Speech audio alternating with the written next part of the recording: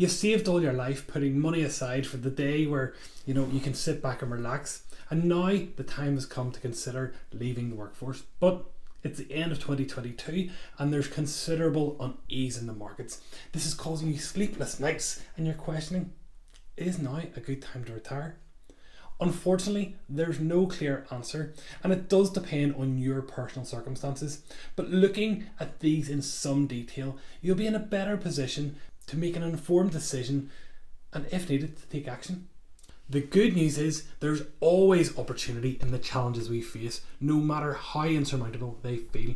So let's get to it together. Speaking to other retirees recently, some of the main factors that they feel could affect a successful retirement include the cost of living crisis, inflation, looming recession, interest rate rises, and societal pressure. Let's look at all of these a little bit further. Well, if we consider the cost of living crisis, gas prices have nearly tripled since the start of the Ukraine conflict, petrol is at its highest price ever in the UK, and electricity shows no signs of slowing its ever increasing price trajectory. The increased cost of living is not only putting increased budgetary pressures on households, but many are going into debt or choosing whether to heat their homes or feed their families. For many, sadly, this winter will be nothing short of a disaster. Let's look at inflation. At over 10% currently, and with estimates showing inflation hitting 18% within the next 12 months, prices for everyday goods and services are increasing well in excess of wages. The true inflation rate is deemed to be much higher than this, and as a result, the spending power you have is in decline. All talk in the news is about the looming recession, and a recession is coming. We don't know when, and we don't know how long it'll last, but it will be along sometime in the future. I promise you that. This will decrease the value of any stocks and shares you own. As a retiree, drawing down from your shares will mean that you're depleting your assets quicker and will increase the sequence of return risk, and that could cause you to run out of money. There doesn't seem to be a day where interest rates don't have an article in the news and telling us that they're rising or rising further. The recent times of ultra low interest rates are sadly gone, and they may not be seen for many years to come, if at all. All data and commentary points to interest rates rising over this next number of years, and it's hard to imagine a 6% interest rate when lately they've been between 1 and 2%, but it is coming. Consider what an 8, a 10 or even a 14% interest rate would look like for your current mortgage value. In the late 70s, mortgage rates in the UK were 17%, and in the 80s they fluctuated between 8 and 14%. It's not unprecedented for high interest rates, yet those under 40 will barely remember the challenges their parents went in their early years.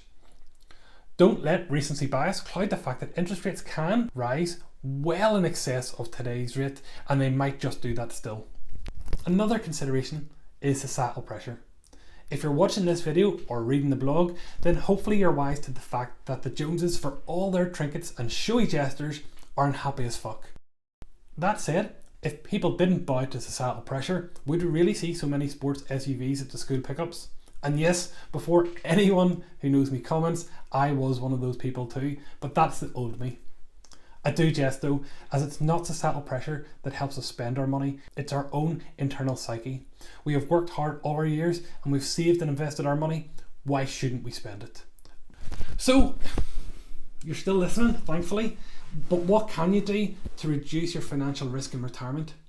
Looking at all the challenges faced, it's understandable that there are many that are a little reluctant or afraid to consider early retirement this year or next.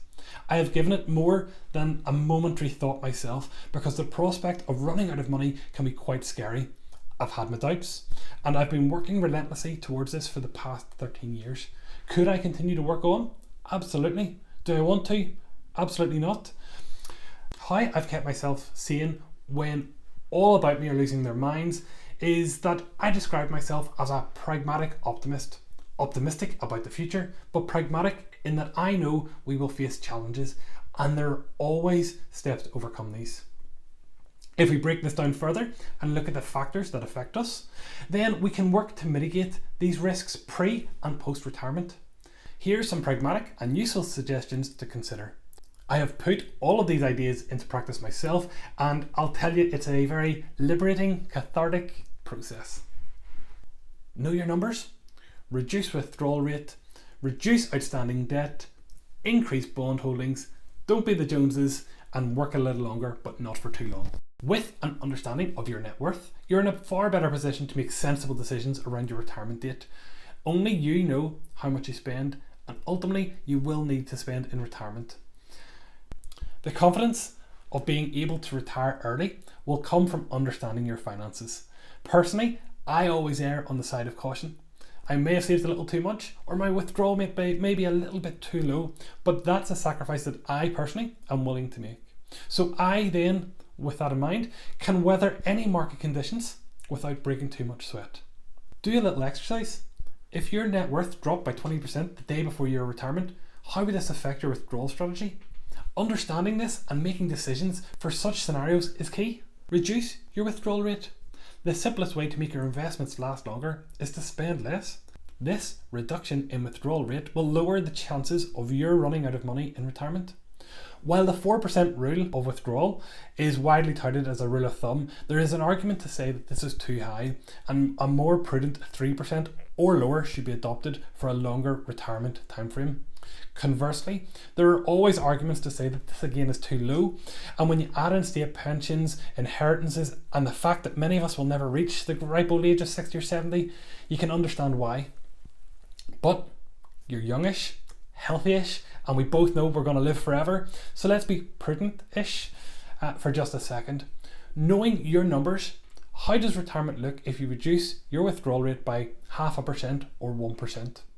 If the worst happens in the markets, are you prepared to reduce your spending to these levels? I am, because I've planned for this and I've given consideration. Consider what you can do to stave this off, or the choices you'd have to make.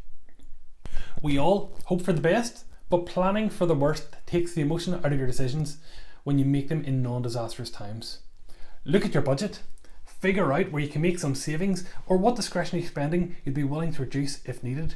Whether you currently feel like it or not, there's always room to squeeze your budget further, and if you have to, what choices do you need to make? The next thing to do is to reduce your outstanding debt. We're no longer in the era of super low interest rates, and the majority of economic commentators point towards these further increasing for the foreseeable future.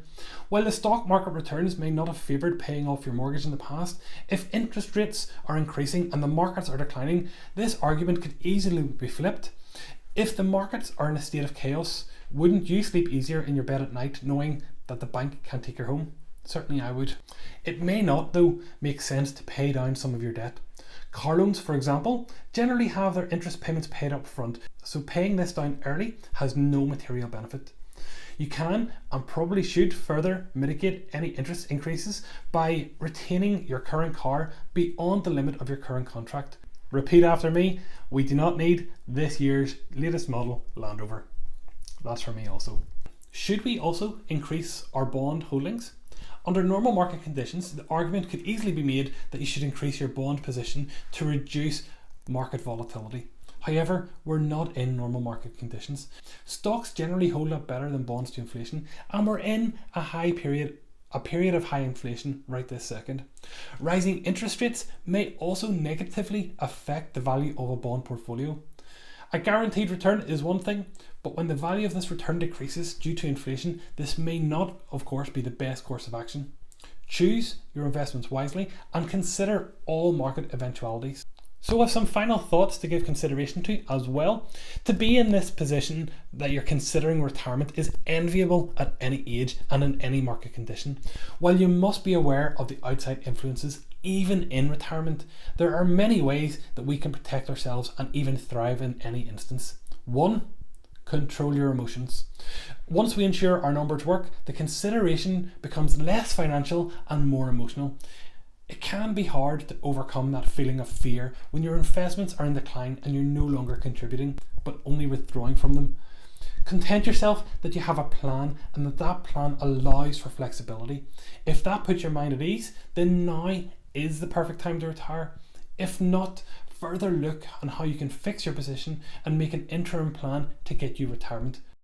Now go away and enjoy yourself. You deserve it.